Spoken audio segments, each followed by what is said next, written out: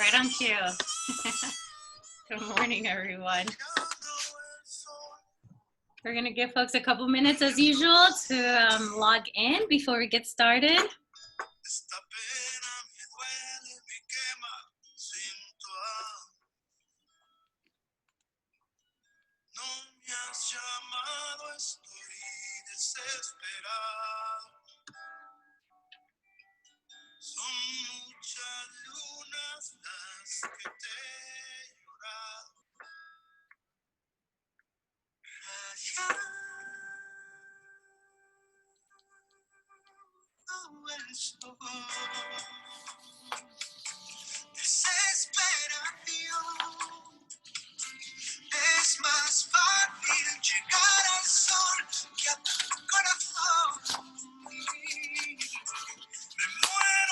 Good morning, everyone.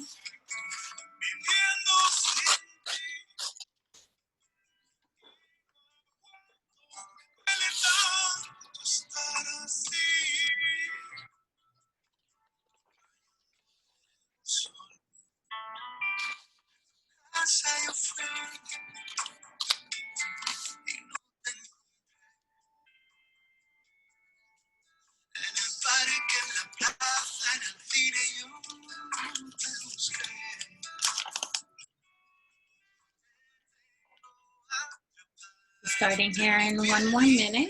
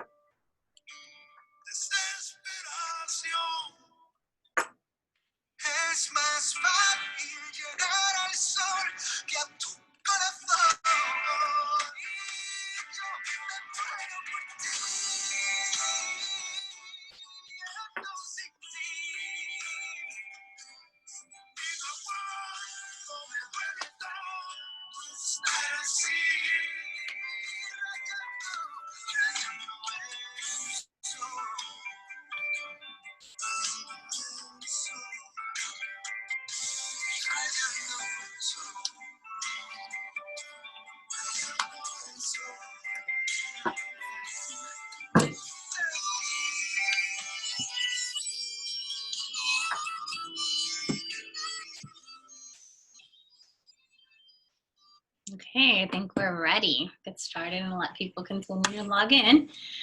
So good morning, everyone. I'm Janice Contreras, and I'm the Executive Director of the Northeast Ohio Hispanic Center for Economic Development. Welcome to our weekly session of Business as Unusual. As most of you know, the intent or the purpose of our weekly webinars is to provide entrepreneurs content and information as it relates to COVID-19 and how to sustain your business or help your business survive through a pandemic. So we do this every week on Fridays at 11 o'clock, totally free and open to the public. And again, our goal is to really be able to resource and provide a community to entrepreneurs during this rough time.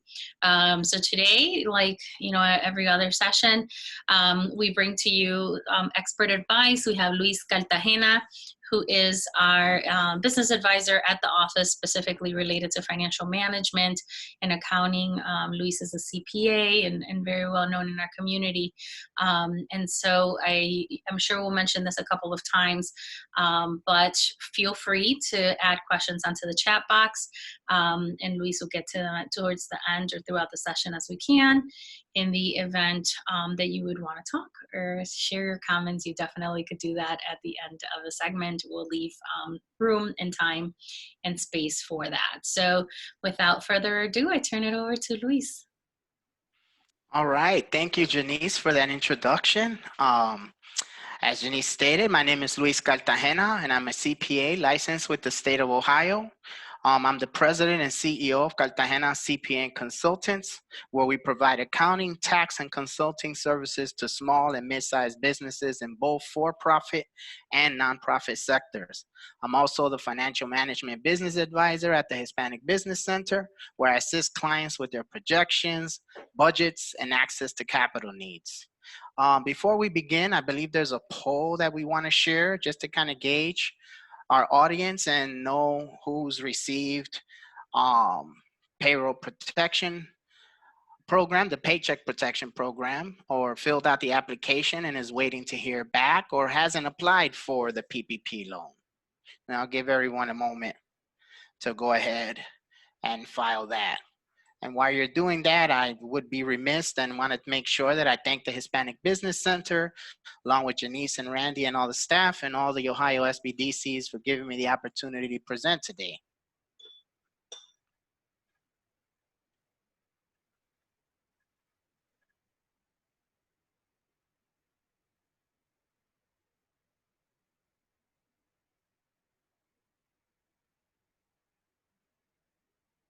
So we'll give everyone just a little bit more. Now I would probably say we're in a good place to close the poll out. Is there a way that I may be able to see the results? Or awesome. So 33% have already actually received it, and then 67% have applied, haven't applied. Okay. All right. Thank you for that. So what I'll keep in mind is that I will make sure that I discuss everything I'm going to discuss today from the perspective of what you will do as a recipient, as well as what you will do if you decide to move forward and receive the Paycheck Protection Program loan. So I'm going to share my screen now so I can share the presentation. And at the same time, I'm going to close out my video just because I fumble a little bit through here. You guys don't necessarily need to see all that. Perfect. So as we dive right on in, there's two separate loans that you were able to apply for. Right from the beginning, the SBA put out the Economic Injury Disaster Loan application, which was designed to provide economic relief to businesses that are currently experiencing a temporary loss of revenue. So we know there were a lot of businesses that were forced to shut down, like restaurants, nail salons, hair salons, barbershops, and event venues. There was an advanced portion of $1,000 per employee up to $10,000. So if you applied and received $1,000, that would have been because you may have been a solopreneur, right? A one-person LLC or a sole proprietorship. And if you had employees, they would have capped it at 10,000, so you could have got 1,000 up to 10 employees. This part of the loan was in advance, which will not have to be repaid. There is a bit of confusion with this loan because it was stopped and because the money ran out quickly. So then they opened it back up and a lot of people had to reapply. So needless to say, if you have not heard back, I've had several clients who hadn't heard anything back about their application, but actually received a deposit into their accounts. some as low as the $1,000 and some a little bit higher. So just know that if you applied for that loan and you mysteriously saw something come into your bank account, just know that that was the advanced portion of the loan. That does not necessarily mean you were approved the actual loan amount. That was just the loan advance. The next loan that a lot of people have been obtaining is the Paycheck Protection Program. So this was designed to provide a direct incentive for small businesses to keep their workers on the payroll. The SBA will forgive loans if all employees are kept on the payroll for 8 weeks and the money is used for payroll, rent, mortgage interest, or utilities. The applications for this Paycheck Protection Program were actually done through any existing SBA 7A lender. So for those of you that have not currently applied, the Economic Impact Disaster Loan is an application that is handled online through the SBA.gov. And currently, they are only accepting those applications for agricultural type businesses. But the Paycheck Protection Program loan, you must work with an SBA 7A lender. So most of you are probably banking with a SBA 7A lender, but the applications have also been being taken by entities like Square, who a lot of people use to accept their payments, as also PayPal has been taking PPP loan applications. Entities such as QuickBooks and other entities have popped up that have taken those PPP applications. At this point, I want to talk about required documents submitted for the Economic Impact Disaster Loan application. So if you applied for that loan, you would have had to provide a tax authorization form, which basically means that they can submit that form to the IRS and they will get a transcript of your most recent tax return.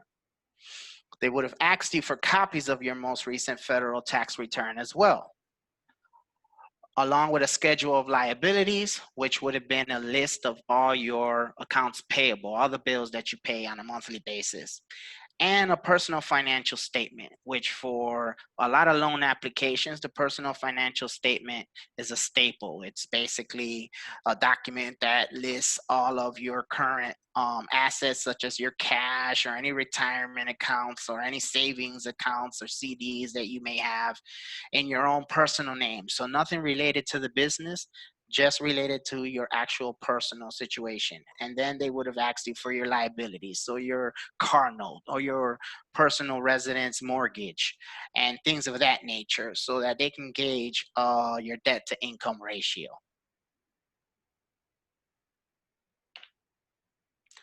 Required documents submitted for the PPP application consisted of proof of payroll 2019 tax forms. So if you're a company that's running payroll on a consistent basis, then on a monthly or quarterly basis, you're filing your withholding tax return. So those forms 940, form 941, or 944 would have been something that you would have obtained via your payroll outsourced third-party payroll service provider or yourself if you have in-house staff. Additionally, if you were an independent contractor, they would have asked for 1099s or your 1040 Schedule C. The required documents also consisted of copies of canceled checks.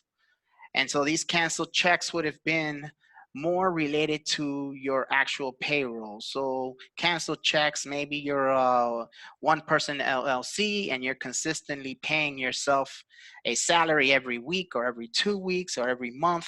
They would have wanted to see the actual canceled checks that show that money was being debited against your business account and flowing to whatever account you were placing that money in. Additionally, they would have asked for documents listing how you calculated the loan amount.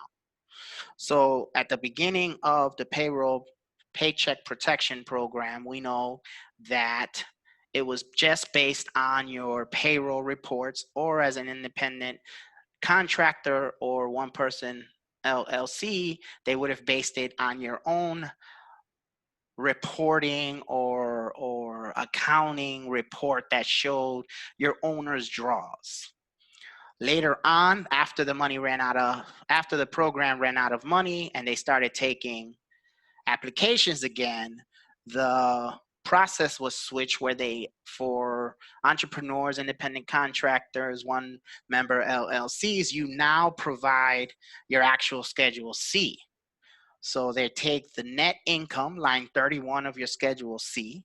It's divided by 12 so they can see how that factors over the monthly period. So an example, if your net income was 12,000, then that means that your monthly income was 1,000 a month. And they would have you multiply that by 2.5 to come up with the calculated loan amount. And I'll make mention, the way I have my screen right now, I cannot see the chat. So if there is a question that pops up there, I'd be glad feel free to interrupt me and give me the question so I can answer it for whoever is attending and has a question.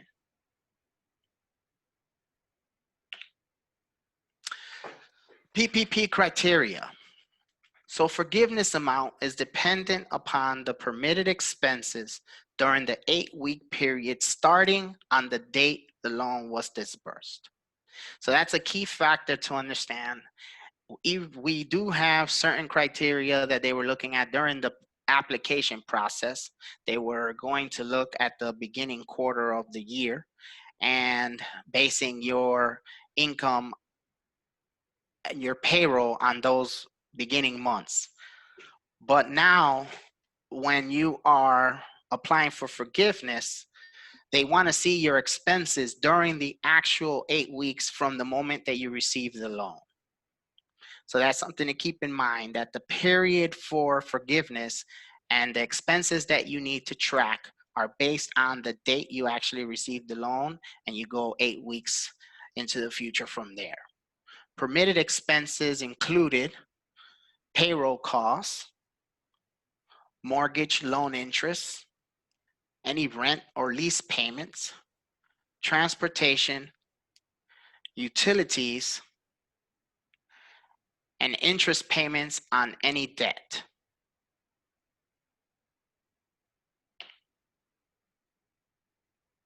And as we discuss loan forgiveness, I want to remind people that the form that has to be filled out, which will be step 1, which is fill out the SBA form 3508 PPP loan forgiveness application. That form may, if you've received this already, that form may have actually been emailed to you by the lender. If not, you may want to reach out to your lender, but the form is available online at sba.gov. The form must be submitted to your lender or completed electronically through the lender. It's important to emphasize here that you will want to work with your lender to ensure that the proper documentation is submitted for your loan. In conversations with Randy, I know that there's going to be future webinars on the actual loan forgiveness application and the process in the coming weeks here with Business as Unusual, and it will be conducted with assistance coming directly from direct lenders. So I will touch upon the loan forgiveness application and processes and some of the required documents, but the actual application and certain things may vary between the lenders, and you will have an opportunity to attend upcoming webinars conducted directly by those lenders.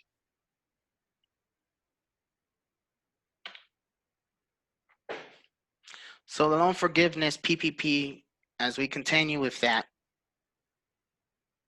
eligible expenses under PPP, up to 75% of forgiveness amount must be spent on payroll costs. So it's interesting because anyone who obtained the loan, your loan amount is based on payroll only. It wasn't taking into account the additional forgivable items, non-payroll items, such as mortgage loan interest, lease rent payments, utility payments, which include electricity, gas, water, telephone, internet, transportation. It was only based on payroll. But to be forgiven, at minimum, 75% of that loan amount has to be paid on payroll costs, which means the additional 25% is allowed to be spent, as I stated, mortgage loan interest, lease rent payments, utility payments. Now, the item to understand here is that for all those non-payroll costs, they had to be incurred or enforced before February 15th, 2020. So what that means is if you obtain a paycheck protection program loan and you utilize that income to sign a lease for a new office space, and your lease started in May of 2020, that will, although rent and lease payments are an allowable cost for the loan forgiveness application, that particular expense will not be because it happened in May. You would have had to already be in your lease agreement.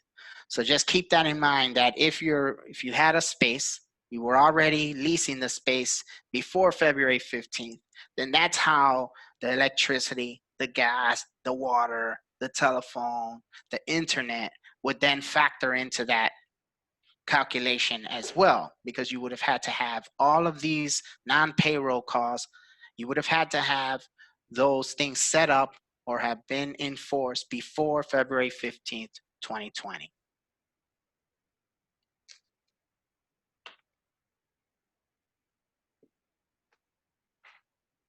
So with the economic impact disaster loan, the EIDL, the loan forgiveness is a little bit different.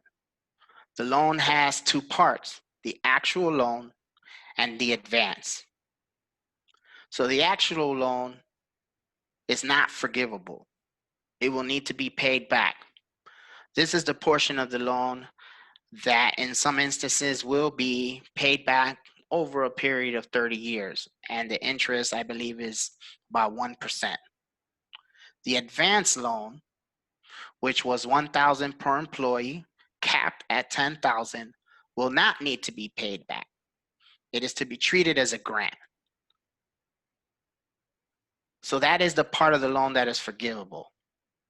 The thing to remember with the EIDL is the advance loan amount will be forgiven even if the actual loan amount was not proved.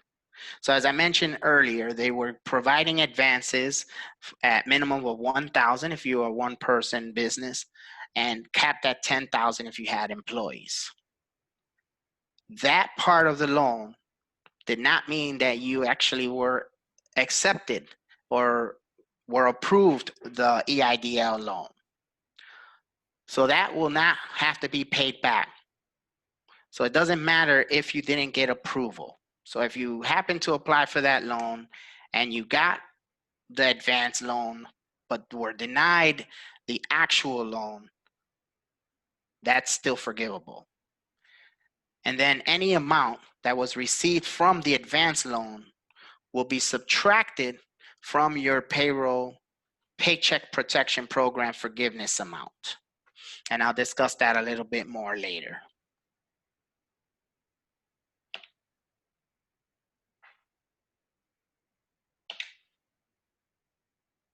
So documentation for the loan forgiveness. Now this documentation is pertinent to the PPP loan. And for those of you that haven't applied, this is the next few slides will be how you apply for the loan forgiveness, and it's going to be beneficial to understand everything you would have to do if you obtain and decide to go after that loan. One thing to mention is there are still lenders taking applications, and if you need assistance in applying for the loan, please reach out to the Hispanic Business Center, 216-281-4422, and schedule an appointment. We're here to help, and we could definitely walk you through the loan application and required docs. So as we talk about the documentation for loan forgiveness, For payroll, the documentation verifying the eligible cash compensation and non-cash benefit payments from the covered period or the alternative payroll. So again, as we discussed the period, remember that this is going from the date that the funds were dispersed to you. So examples of those required docs include bank account statements or third-party payroll service provider reports, those 940, 941 reports, documenting the amount of cash compensation paid to employees. And my apologies, I meant if it's a third-party payroll service, you would have a payroll report for the period. Any tax forms or equivalent third-party payroll service provider reports for the periods that overlap with the covered period or alternative payroll covered period. So this is where we're talking about the 941, 940 reports. So any of your payroll tax filings that were reported or that will be reported to the IRS. And state quarterly business and individual employee wage reports and individual unemployment insurance reports. Payment receipts, canceled checks, or account statements documenting the amount of any employer contribution to employee health insurance and retirement plans that the borrower included in the forgiveness amount.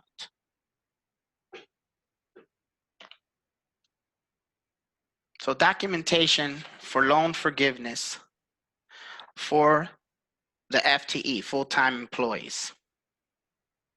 It's worth mentioning that these documents, the previous one, this one, and the next couple, I've worded this directly from the actual SBA loan application, forgiveness loan application, Form 3508. So in this case, the average number of FTE employees on payroll per month employed by the borrower between February 15th and June 30th, as well as the average number of FTE employees on payroll per month employed by the borrower between January 1 and February 29th. In the case of any seasonal employers, the average number of FTE employees on payroll per month employed by the borrower between February 15th and June 30th, and so on and so forth. The selected time period must be the same time period selected for purposes of completing the payroll Paycheck Protection Program Schedule A. These documents may include payroll tax filings reported or that will be reported to the IRS and state quarterly business and individual employee wage reports. Documents submitted may cover periods longer than the specific time period. And the reason for that may be that the 8-week may end at a point where your payroll doesn't process until the following week or the following 2 weeks. So that may mean that the actual documents you submit may cover longer time periods. And for FTE, it's just important to understand that whatever you submitted as a payroll also meant that you had a number of employees that you submitted saying, I have 10 or 11 employees. Now, there are amounts that will be deducted from payroll because an employee may have decided that they didn't come back to work for you when you offered them their job back if you had laid them off. So there's things within the application that you will see that will still mean the amount is forgivable. It just won't show that that payroll amount may not match. So documentation for loan forgiveness for non-payroll. Documentation verifying existence of the obligation or services prior to February 15th. And then, of course, the eligible payments from the covered period. So as we mentioned, all non-payroll, you would have had to already be in that contract or lease or in force prior to February 15th. So they want you to show them that documentation. Business mortgage interest payments, you would have to provide a copy of the lender amortization schedule and receipts or canceled checks verifying eligible payments from the covered period. Business rent or lease payments, you would have provided a copy of the current lease agreement, and then of course the receipts that show the canceled checks verifying the actual payment for the covered period. In some cases, you may provide account statements from February 2020 and from the covered period through 1 month after the end of the covered period, verifying eligible payments. And as we discussed, the covered period is the 8 weeks from the date of disbursement. Businesses With utility payments, you would provide a copy of the invoice from February 2020 and those paid during the covered period, and receipts and canceled checks or account statement verifying those eligible payments. So you receive this loan, and your first question is probably how you should book the funds received from either the EIDL or PPP. If you're working with an accountant, this may have been something that you would have discussed with them. If you aren't working with a bookkeeper or an accountant, you may have been running your own QuickBooks system. So in this case, what you would want to do is to account for these funds is that this is a loan. And so from the moment that you receive the money, it is a loan until the day that it's actually forgiven. So to account for the funds received from PPP or EIDL, create a current liability account. And you can name it PPP loan payable or EIDL loan payable, depending on which loan you received. If you received the EIDL loan and you're going to utilize the 30-year payback period or any payback period that is consistently over 12 months, you can then book the actual dollars received as a long-term liability instead of a current liability.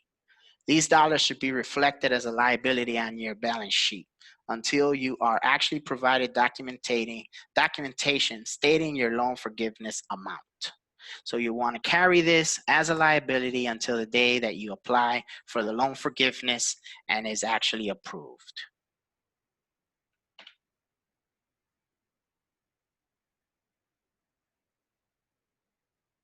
I've had conversations back and forth on this part here. Do I need a separate bank account? So it's not necessary or required. Some lenders may have required you to open an account with their financial institution before the funds were actually dispersed or allocated. Having a separate account will be easier to manage as far as paper trail of allowable expenses with the use of the separate account, but it's not necessary. It's also allowable to transfer the amount that covers payroll expense from that new account to your operating account. So if you got the PPP loan or are applying for the PPP loan with your current bank who manages your business operating account, the money will most likely go right into that same account. If you obtain the loan from a different lender, they most likely will require you to open up the account with them before they actually provide the funds. In my own experience, I was able to obtain a PPP loan and I had to open up a separate account. And I like to talk from personal experience sometimes. For me, I left that PPP loan amount there in that particular account because I think for tracking purposes, I am now cutting myself my salary every 2 weeks from that account. And when I apply for forgiveness, everything that I'm going to need will be shown in that account. So in my case, I am going to be utilizing the loan funds directly for payroll. So I will have bank statements that will come from that bank account that's only going to show the deposit of the PPP funds with the withdrawals of the checks that I cut myself for payroll. And the canceled checks will be right there.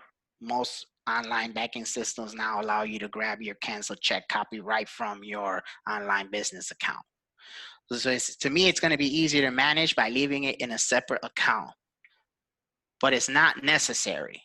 So the key thing to remember here is if you don't use a separate account, just remember that you should be cutting your payroll. If you're a one-person business, you should consistently cut that check every week or every 2 weeks. You should be consistent during that 8-week period so that you can show the money being transferred out. as owner salary.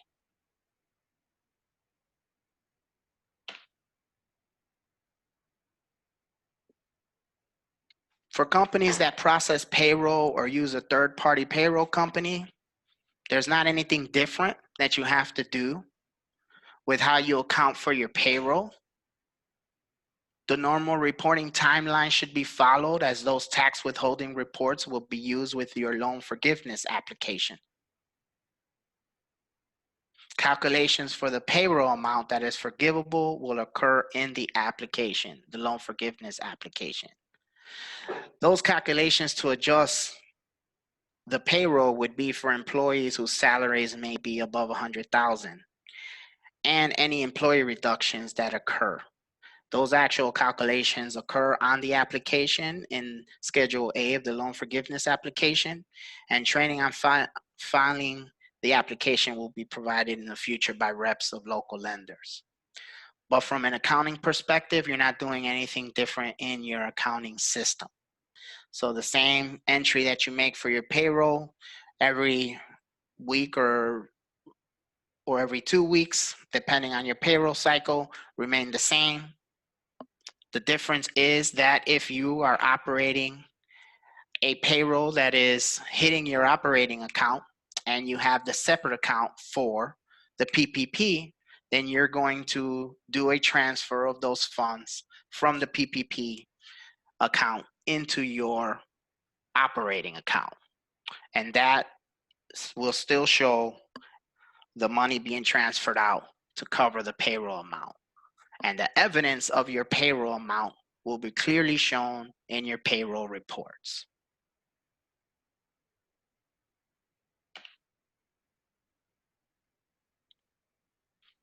So if you're self-employed, an owner, employee, or in a partnership, you should follow the calculation that you utilize to apply for the PPP loan. So if you use the salary calculation based on 2019 owner draws, then use that figure for your salary. If you use the net income of your 2019 Schedule C, then use the monthly value for your salary. And again, remember that the calculation should account for your salary during the 8-week period from date of loan disbursement. So to go over this part, there could be confusion on the calculation. So as I stated, at the beginning when PPP was introduced, they were using owner draws or payroll reports. So if you're a one-person LLC or in a partnership, they would have asked for documentation showing your consistency on owner draws. And that amount would have been multiplied by 2.5, which would have gave the loan amount that you were eligible for. And when the PPP ran out of money and they reintroduced it, you now had to use your net income. So your net income, whatever it was divided by 12 and then multiplied against 2.5. So that divided by 12 amount. So let's say it was 12,000 and the monthly amount would have been 1,000. That 1,000 is what you should be taking out monthly for that payroll as a self-employed or owner employee. So that's what you're working with, is how you take out that 1,000 a month over the 8-week period, right? And I'm using 1,000 as the example. But the key is to use the same dollar amount that you said, this is my payroll, and that's the amount that I pay myself. That's the amount that you want to use when you calculate how much you should be taking out over the 8-week period.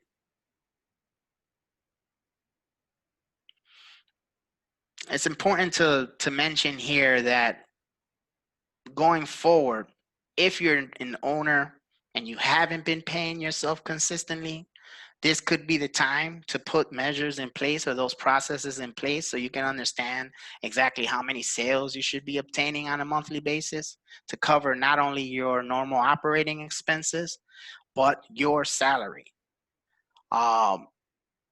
I've worked with a lot of companies who unfortunately were not paying themselves consistently enough and were not able to apply during the first round. It was more of not that the money wasn't there as much as it was there. A lot of people just weren't prepared with the right documentation. And part of that is that Sometimes as a self-employed individual, you may only pay yourself what's left over. And so those amounts vary over each month because the net income per month may not have been the same, which is part of the reason why I think that they decided to just go with Schedule C income. But we know that that Schedule C net income may not necessarily be exactly the amount you were paying yourself on a monthly basis, or may not be enough to cover everything that you need. But for the sake of the calculation on loan forgiveness, go with those amounts. Make sure that at the least 75% of the money that you receive through PPP was utilized on paying your salary.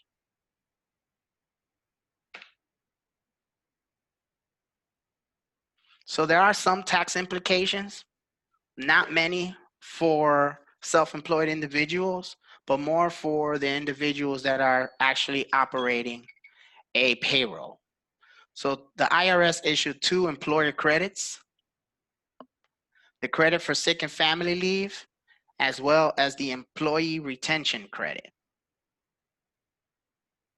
The credit for sick and family leave, an employee who is unable to work, including telework because of coronavirus quarantine or self-quarantine, or has coronavirus symptoms and is seeking a medical diagnosis, is entitled to paid sick leave for up to 10 days at the employee's regular rate of pay, or if higher, the federal minimum wage. If an employee is caring for someone with coronavirus, an employee who is unable to work due to that, either because they're caring for someone with the coronavirus or caring for a child because the child's school or place of care is closed, or the paid child care provider is unable due to the coronavirus, they're entitled to paid sick leave for up to 2 weeks.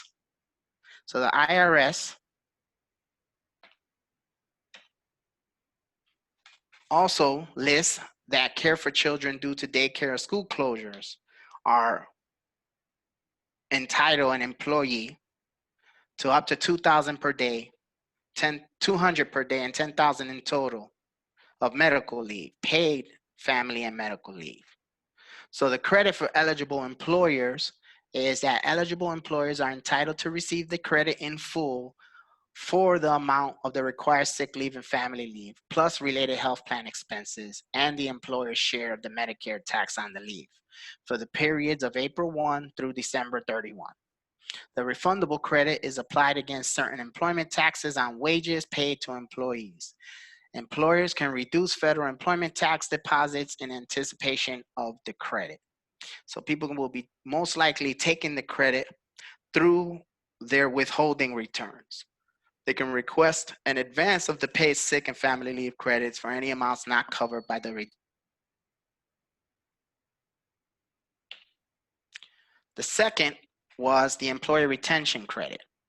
Eligible employers can claim the employee retention credit, a refundable tax credit equal to 50% of up to $10,000 in qualified wages.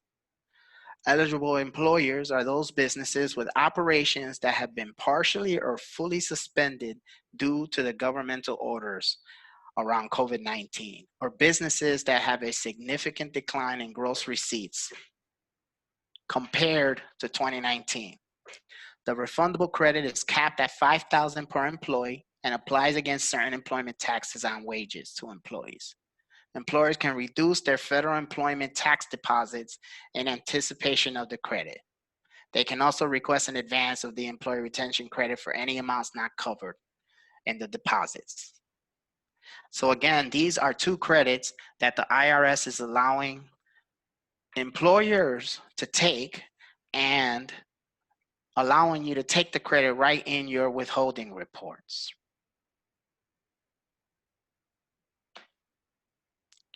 So what makes up those qualified wages? It all depends on how many employees are eligible. So if an employer averaged more than 100 full-time employees, qualified wages are generally those wages, including the healthcare costs paid to employees that are not providing services because operations were suspended or due to the decline in gross receipts. These employers can only count wages up to the amount that the employee would have been paid for working an equivalent duration during the 30 days immediately preceding the period of economic hardship. If an employer averaged 100 or fewer full-time employees during 2019, qualified wages are those wages, including healthcare costs, paid to any employee during the period operations were suspended. So remember, a lot of these paycheck protection programs were meant to keep people working. So the credit is based on whether you actually suspended operations but were still able to keep employees on payroll.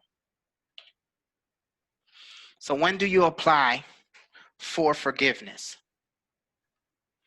Most will begin processing loan forgiveness applications at the 7-week mark from disbursement date. It's important to double check with your lender about required documents. And remember that the 7-week mark would be 7 weeks from the date you received the money.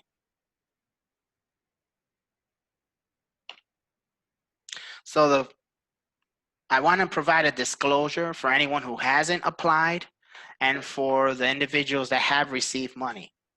The SBA can undertake a review at any time at their sole discretion. SBA may review a loan if the loan documentation submitted to the SBA by the lender or any other information indicates that the borrower, which would be you, may be ineligible for a PPP loan or may be ineligible to receive the loan amount or loan forgiveness amount claimed by the borrower.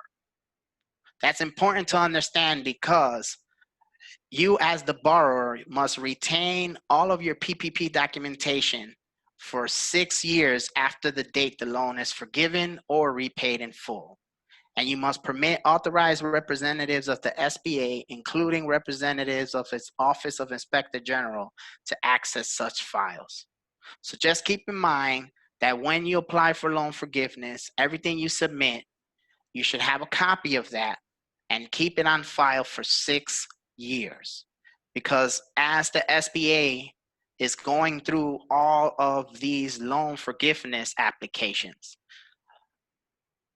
they are just verifying that the lender checked all the right marks, that they got all the information they were supposed to get, and that their recommendation to say, yes, this loan is forgiven is correct. If they see anything that they think is wrong, they, within 6 years, here are going to be able to request the loan documents and review the actual forgiveness application. So it's important to document that and keep it. And so the other side of that obviously means that you may receive, the lender may say, yes, your loan is forgiven. 3 years down the line, the SBA may look at the loan, say, nope, this was ineligible, and you'll have to pay that loan back. So you definitely want to keep all of those documents in order and just keep that in mind. So with that, I've come to the end of the presentation and open up the floor for any questions. Thank you, Luis. And thank you for everyone that's participating. That was a lot of information, all very important, but we are lucky to have a resource in you to help us navigate through it and get through it, because it is possible. And we want to make sure that all our business owners have the opportunity to participate and get the benefits of this unique funding. Any questions for Luis? Again, you could put them up on the chat box, or you could let us know that you want to speak and we could unmute you. And you can make your question live. So I'll give a minute for that real quick.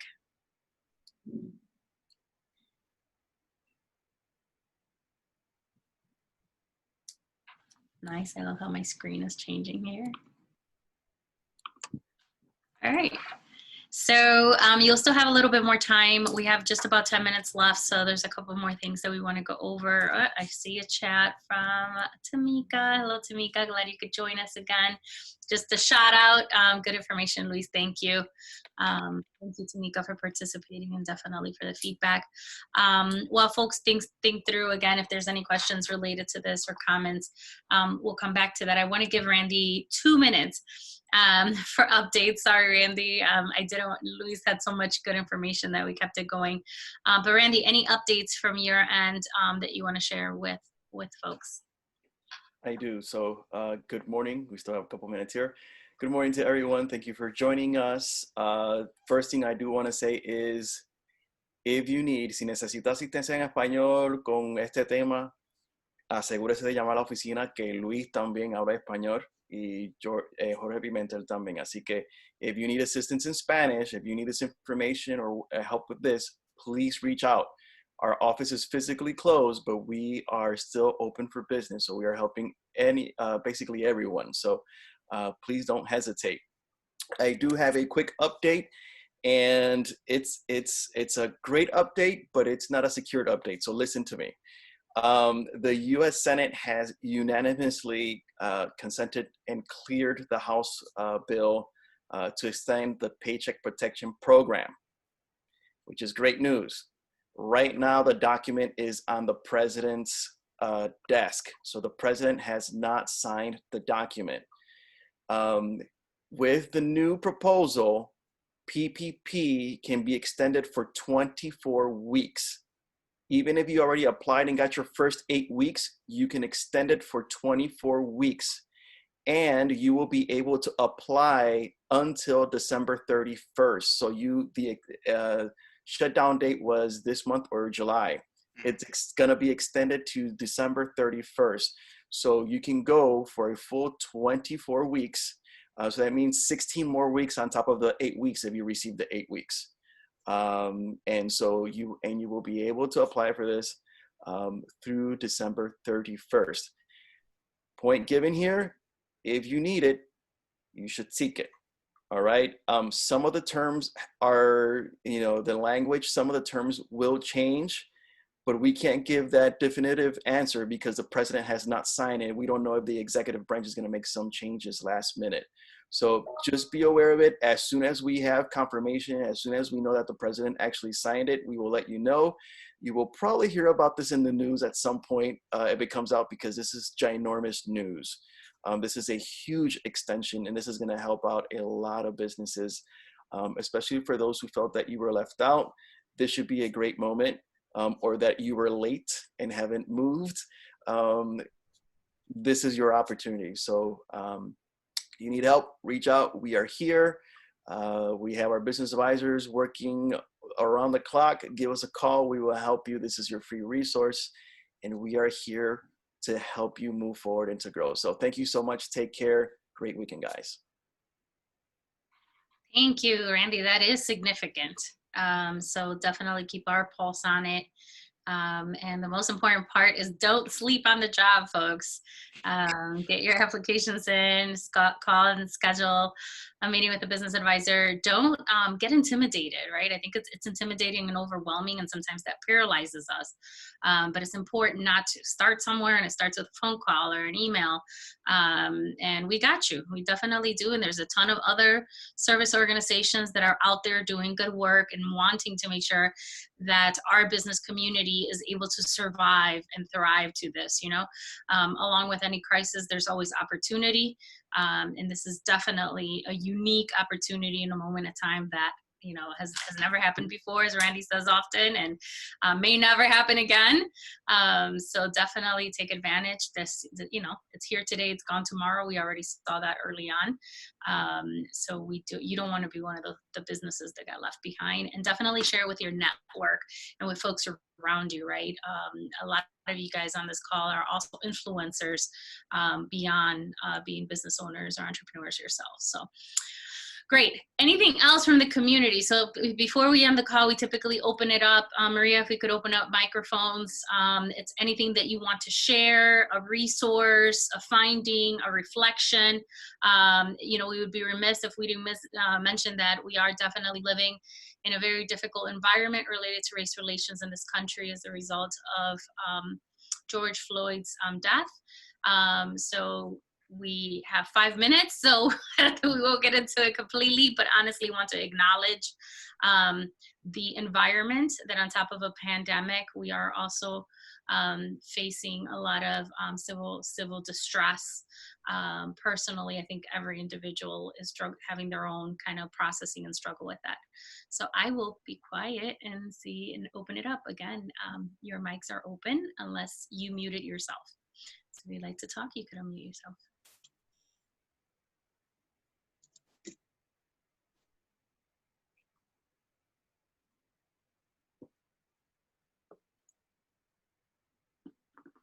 really quiet bunch today, which is unusual. We usually have a couple. Okay, that's totally okay. Let's get our weekend started. Again, thank you for joining Business as Unusual, Luis. Thank you so much for all of the knowledge and education that you have shared with us. Again, this is a resource that's available to you at no cost. If you go to Cartagena and Associates across the street, it's going to cost you. So definitely take advantage of the small business development services that we bring to our community. And again, share the information with others because we truly are here to help. I wish you all a great weekend. Be safe, and I'll see you next week. Take care. Gracias. Bye-bye.